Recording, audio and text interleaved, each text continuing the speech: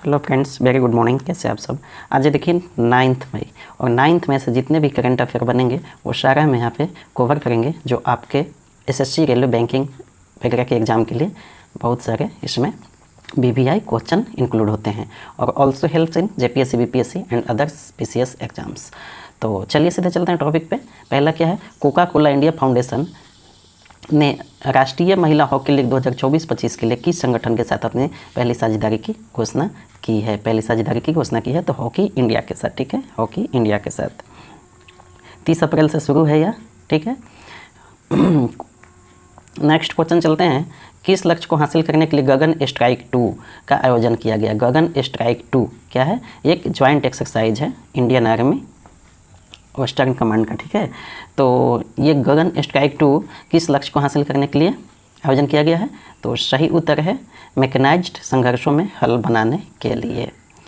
चलते हैं next question, ISO 42001 2023 प्रमाणन क्या प्रदान करता है? देखिए ISO 9001, 9 ये सब आपने देखा होगा, और इसी तरह से पर्यावरण के क्षेत्र के लिए कौन सा ISO प्रदान है, इसी तरह से ये एक है ISO प्रमाण पत्र। किसके लिए दिया जाता है ये आपको बताना है। तो आर्टिफिशियल इंटेलिजेंस का नाम आप लोगों ने आजकल सुना होगा। आर्टिफिशियल इंटेलिजेंस बहुत यूज हो रहा है, भविष्य इसी का है डिजिटल क्षेत्र के मामले में, तो उसी के प्रमाणन पत्र ये है, आप ध्यान रखिएगा, ये क्वेश्चन इंपॉर्टेंट है।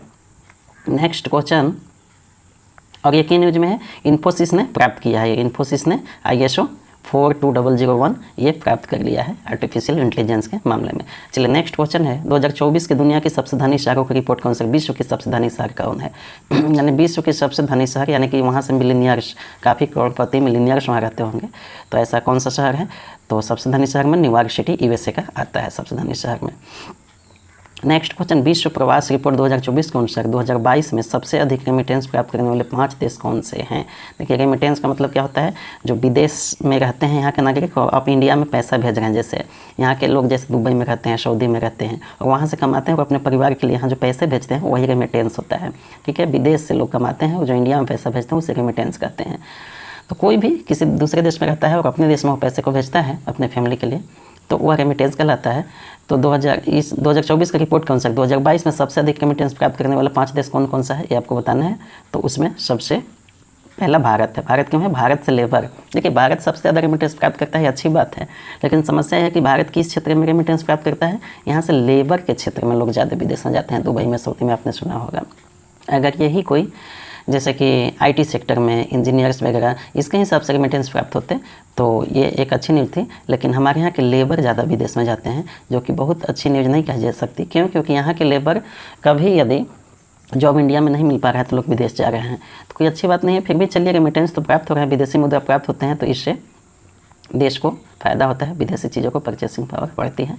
चलिए नेक्स्ट क्वेश्चन है, विश्व बैंक की एक जीवनयापी ग्रह के लिए रेसिपी एग्रीकल्चर सिस्टम में नेट जीरो इमिशन को प्राप्त करना है। देखिए भोजन से भी, हर चीज़ से क्या हो रहा है कि ग्रीन हाउस गैस सभी चीज़ों से, जैसे अभी मोबाइल चला रहे हैं आप, तो इस मोबाइल चलाने से भी ग्रीन हाउस गैस उत्पादन हो रहा है। क्यों? क्योंकि इस मोबाइल को चार्ज करने के लिए आप इलेक्ट्रिसिटी का यूज़ करेंगे, इलेक्ट्रिसिटी में फिर क्या वही कोयला का यूज हो रहा है, या इस मोबाइल को नेट से आपने जोड़ा है, तो नेट से जिसने जुड़ा है गूगल, फेसबुक, यूट्यूब, तो ये सब का जो सर्वर है वहाँ पर AC चल रहा है, काफ़ी AC चल रहा है, AC के लिए भी वही ग्रीन हाउस गैस उत्सर्जन हो रहा है, बिजली खपत हो रहा है। तो इन सब चीज़ों से भी GHG होता है। वैसे ही खाना के, फूड के, यहाँ रेसिपी मतलब फूड, खाने के क्षेत्र में भी GHG होता है, खाना बनता है तो उसमें एक एग्री फूड सिस्टम में नेट जीरो इमिशन, मतलब कि खाने भोजन के क्षेत्र में जीरो इमिशन प्राप्त करने के लिए, कि खाना के क्षेत्र में GHG green house gas zero उत्सर्जन हो, इसको प्राप्त करने के लिए एक रिपोर्ट के अनुसार वार्षिक कितना निवेश किया जाएगा? 2030 तक यह आधा हो जाएगा और 2050 तक नेट जीरो इमिशन प्राप्त कर लिया जाएगा। किसके मामले में? रेसिपी के मामले में, खाना के मामले में। तो ये $260 बिलियन यदि सालाना निवेश किया जाएगा तब यह अचीवमेंट प्राप्त किया जा सकता है। यह वर्ल्ड बैंक का रिपोर्ट है, आप ध्यान रखिएगा। इसको आप कहीं कोट कर सकते हैं, कहाँ पे कोट कर सकते हैं इस रिपोर्ट को? जैसे आपने सिविल सर्विस, JPSC, UPSC किसी भी चीज़ का दे रहा हो, वहाँ पे GSG के मामले में ये अगर आता है तो आप ये लिख सकते हैं, कोट कर सकते हैं कहीं, यदि भोजन वगैरह किसी चीज़ से इस तरह से GSG से रिलेटेड कोई भी क्वेश्चन आए जहाँ आपको लगे कि इसे कोट करके हम अपने आंसर को बढ़ा सकते हैं, बेस्ट कर सकते हैं, तो वहाँ पे आप इसको डाल सकते हैं। चलिए नेक्स्ट क्वेश्चन नंबर 7, वित्तीय योजना मानक बोर्ड इंडिया ने किसके साथ समझौता किया था कि Gujarat international finance tech city gift city जो है वहाँ गांधीनगर में जो है वैश्विक वित्त हब के रूप में प्रमोट किया जा सके। तो वित्तीय योजना मानक बोर्ड इंडिया किसके साथ समझौता किया है, ये आपको बताना है। IFSCA के साथ समझौता किया है, IFSCA अंतर्राष्ट्रीय वित्त सेवा केंद्र प्राधिकरण। नेक्स्ट क्वेश्चन नंबर 8, श्रीलंका सरकार ने किस कंपनी के साथ 20 वर्षों के लिए पावर परचेस अभियान पर हस्ताक्षर किया जो श्रीलंका में विंड पावर स्टेशनों का विकास करेगी।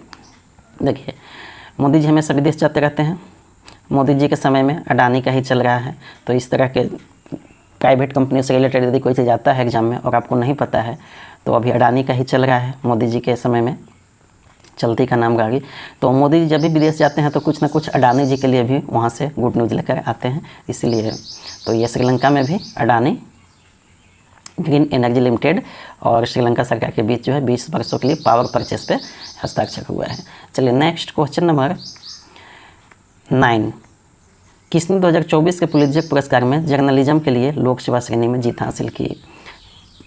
आप जानते होंगे कि ये जो पुलित्जर पुरस्कार है ये जर्नलिज्म, बुक्स, ड्रामा, म्यूजिक और सिटीजनशिप के मामले में यूएसए का सबसे बड़ा पुरस्कार है। यूएसए का, यूनाइटेड स्टेट अमेरिका का सबसे बड़ा पुरस्कार है।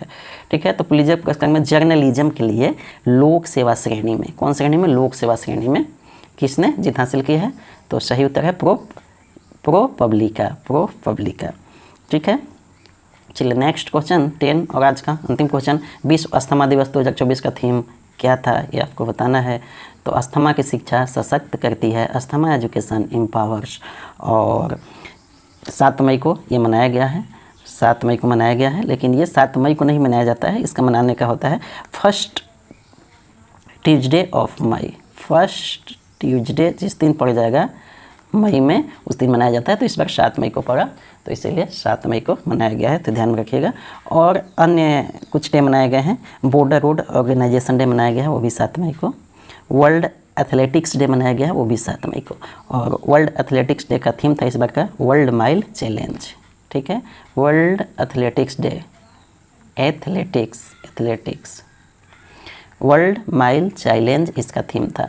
तो ये 7 मई को और अस्थमा दिवस भी इस बार 7 मई को, जो कि फर्स्ट ट्यूसडे ऑफ मई को मनाया जाता है। तो यहीं पे हम आज के सेशन को समाप्त करते हैं। आप चैनल को अभी तक सब्सक्राइब नहीं किए हैं तो सब्सक्राइब कर लीजिए। Thank you very much.